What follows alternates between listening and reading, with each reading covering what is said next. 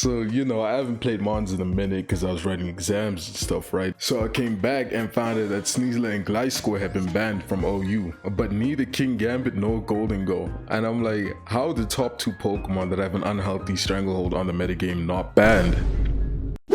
So first off, let's talk about, what they got going for them. I'll go over Kingambit first because I find personally like that more than Gholdengo. Okay, so obviously Kingambit has Supreme Overload, which is a busted ability that basically makes it so that every time you lose a Pokemon, you gain something out of it, right? So the more you lose, the more you gain. Alongside its move full of Sucker Punch, Iron Head, Swords Dance, Katal, this thing is insane. With Terra and its incredible bulk, Kingambit's the ultimate Lost Mon endgame where it's able to flip the matchup on its head with the correct Terra or just being able to play Sucker Punch Wars correctly, right?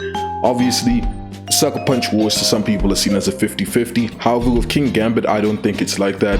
Because with Kingambit, you're always favored to win the 50-50, right? It's more like 70-30 in your favor, right? Because you have 8 Sucker Punches, and if you get one turn right, they lose everything, while they have to get 8 turns right in a row, or even more, depending on whether you ST or Sucker Punch or Iron Head or whatever. Now, of course, we did have a Kingambit suspect test a long time ago, like a couple of months ago at this point, and it ended up not getting banned in a very close vote, which many people still to this day do not understand how it did not get banned. Which makes sense, because the majority of people did want it banned, just not enough of the majority.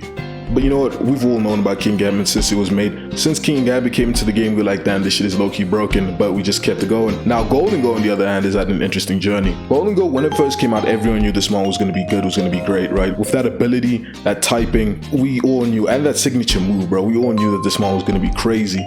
But we all thought it was going to be balanced, to be honest with you. Because you look at its HP, it's not that high, its defenses aren't that high, they're pretty good, but not that high, its speed is not that high, and its ability on its own does not seem like it would be that broken, right? Because you can play around it. But after a while, we started to realize Gholdengo is way more broken than Gambit could have ever been, just because of what it does to the metagame. Gholdengo and spikes and hazards and what the hell they are doing to our metagame is insane, man. Because Gholdengo makes it so that obviously you can't defog and you can't spin because it's a ghost type. This mon is extremely unfair, especially with the amount of sets it can run. This goes for both Kingambit and Gholdengo, by the way. The amount of sets these Pokemon can run, like I know Gholdengo can have special attacking, nasty plot, it can have Scarf, it can have Specs, it can have Fizz Def, it can have Spadef. Kingambit can obviously have like all out attacking, it can have speed, max defense, no attack investment. Like there's a lot of sets you can run for Gambit as well, and a lot of Terra types you can run for Gambit, from water to fairy to fighting to flying, whatever the hell you want you can get, right? Same thing with Gholdengo, it's steel, ghost, fairy, flying, and all of these Terras can flip a matchup on its head. You may think that you're able to deal with the opponent's Gholdengo because you're like, okay, they obviously Terra Steel or Terra Ghost on this type of build, but then they flip the matchup and go Terra Flying, and you're like, oh shit, I can't EQ it, I'm done, I've lost, right? And that's just something to do with Terra in general.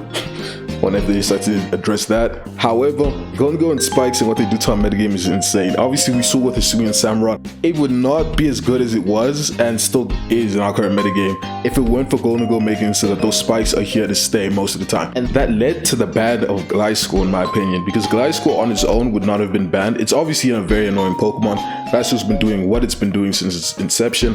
However, its addition of spikes and toxic spikes in a meta with Gholdengo is king, as well as Kingambit, honestly, because spikes also aid Kingambit in making sure Sucker Punch can OHKO late game, as well as Terra Fairy into Iron Head. With just the Supreme Overload boost, being able to OHKO things is amazing thanks to spikes, right? And the opposing teams weren't able to break down Gliscor and Gholdengo together, bro. It was just a horrible time to be alive. The big thing that keeps these Pokemon from being banned, even though they have such great abilities, signature moves, is their utility. Because think about it, if you lost both Gholdengo and Kingambit, the amount of Pokemon that can go crazy the second these two get banned is insane. We have Dragapult, Dragonite, Enamorus, Iron Valiant, like all of these, Walking Wake, bro, Zamazenta, bro, all of these Pokemon will go insane with these two gone, right? And so many more Pokemon will probably have to be banned after Kingambit and Gholdengo get banned, which is very annoying to deal with, especially right before DLC 2 drops in like 3 weeks. So yes, do I think that these two Pokemon are broken and should have been banned a long time ago? Absolutely. However, can they be banned right now? No, they can't, because they act as a kind of glue to the metagame in a broken checks broken kind of manner, where if these guys go, then a lot of other Pokemon would have to go very quickly right before DLC 2 drops, because there's no way we can have all of these broken threads just run around with nothing to check them. So I'm hoping that in the future in DLC 2, after everything has been said and done, if these two Pokemon are balanced, they can stay. However, if these two Pokemon prove to still be too much, especially with the new Terra type coming out and all that, I really hope that they do end up getting banned so they can have a healthier metagame, especially Gholdengo with its spike shenanigans. Kingambit, you know, I like this Pokemon a bit more, mainly because I like Sucker Punch Wars. I loved Mega Marwa back in the day. However, I still think this Pokemon is broken. So I do hope in the future the Gansu does look towards suspect testing these two at some point. Anyway, stay safe, take care. I want to know your opinions down below, and have a great day.